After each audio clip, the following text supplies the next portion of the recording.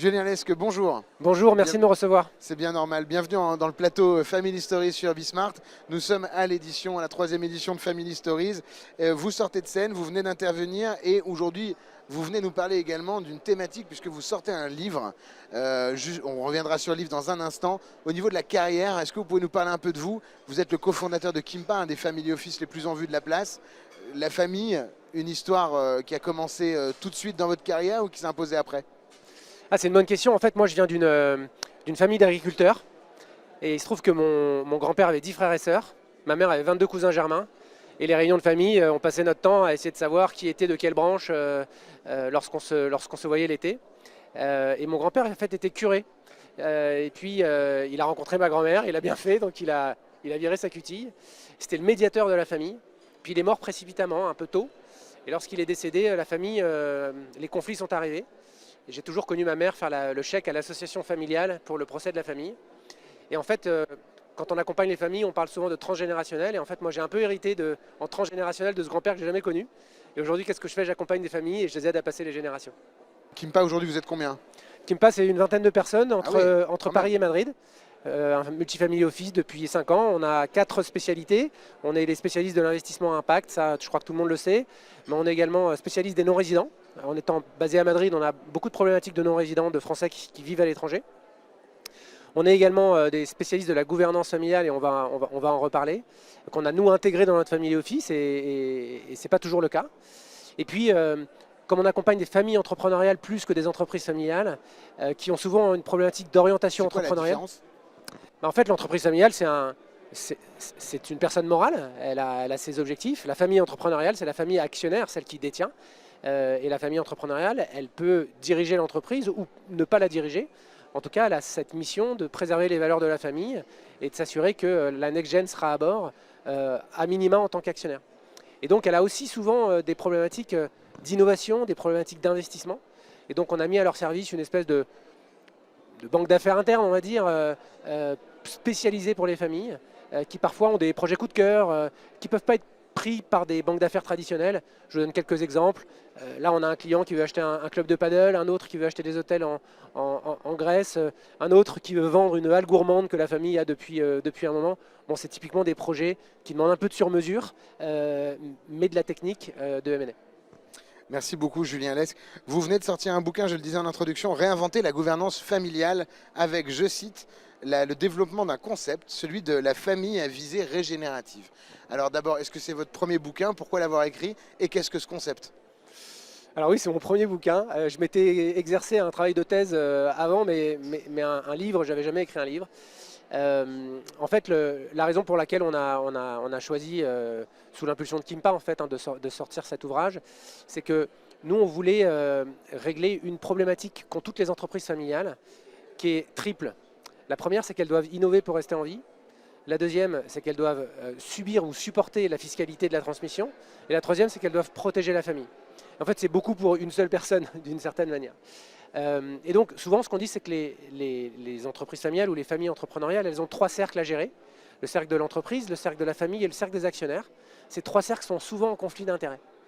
Et on travaille toujours différemment de ces 3 cercles. Et moi, j'ai voulu créer un projet de gouvernance un petit peu différent, dans lequel on allait pouvoir intégrer tous les enjeux de la transition énergétique et climatique, et puis des territoires d'action différents, mais qui pourraient être reliés. Et c'est tout l'enjeu du régénératif, c'est comment on fait pour que cette famille elle puisse passer les générations. Alors qu'aujourd'hui, les statistiques sont assez mauvaises, hein. Il n'y en a qu'une sur 3 qui arrive globalement. Et donc ça veut dire qu'au bout de 3-4 générations, il en reste que quelques pourcents.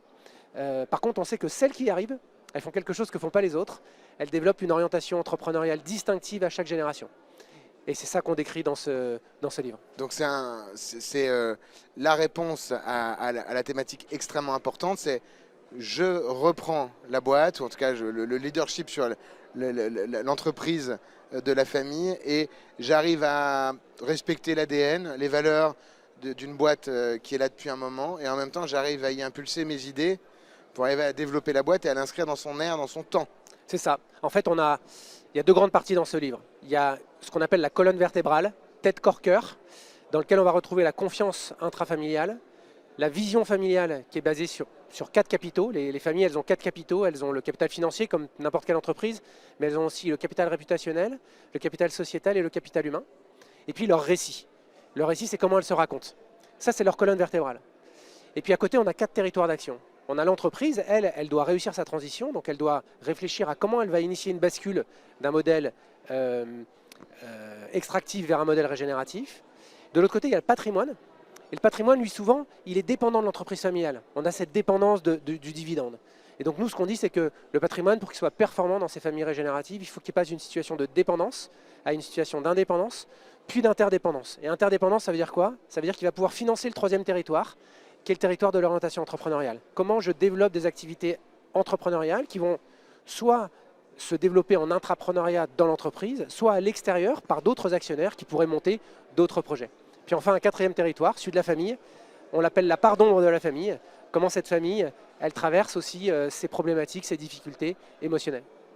Merci infiniment en tout cas d'avoir développé autant de sujets. Est-ce que je zoome sur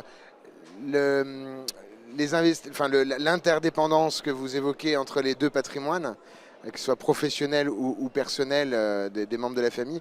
Est-ce que c'est une réponse au sujet de l'equity et de l'ouverture de l'equity des groupes familiaux, de pouvoir justement loger dans des projets peut-être ad hoc, dans des structures ad hoc, des personnes morales ad hoc sans toucher au principal, de pouvoir du coup faire monter des fonds d'investissement, d'autres actionnaires, là où je crois, vous me corrigerez, que le sacro-saint de l'equity familial est plus difficile à challenger, à ouvrir? Alors ça dépend, effectivement, les statistiques le montrent, hein, il y a en gros un tiers des entreprises familiales qui ont ouvert leur capital, les deux tiers ne le font pas. Mais nous, par exemple, on a construit un modèle avec une famille. Ils ont souhaité créer un fonds d'investissement à impact familial avec 3 actionnaires. La holding familiale, l'entreprise familiale et la fondation familiale. Et en fait, ce qui est assez intéressant, c'est que la fondation familiale, elle a une part, mais elle a 10% des dividendes. Et donc là, en fait, ce qui est assez intéressant, c'est que l'entreprise familiale, elle vient déléguer à ce fonds toute sa recherche de prise de participation minoritaire, de veille d'innovation, qu'elle a du mal à faire en interne parce que c'est une PME, une petite ETI. Et donc, elle vient le déléguer à ce fonds-là. Et puis, le cercle actionnaire, lui, à l'inverse, il vient diversifier ses activités en ayant une approche d'investissement. Merci infiniment Julien, merci d'être venu, merci pour votre présence. On se retrouve l'année prochaine évidemment et d'ici là, vous l'avez compris, c'est chez Duno. Vous avez réinventé la gouvernance familiale. Julien Lesque en auteur, n'hésitez pas à vous le procurer. Je vous retrouve dans un instant pour la suite de nos émissions. Merci beaucoup.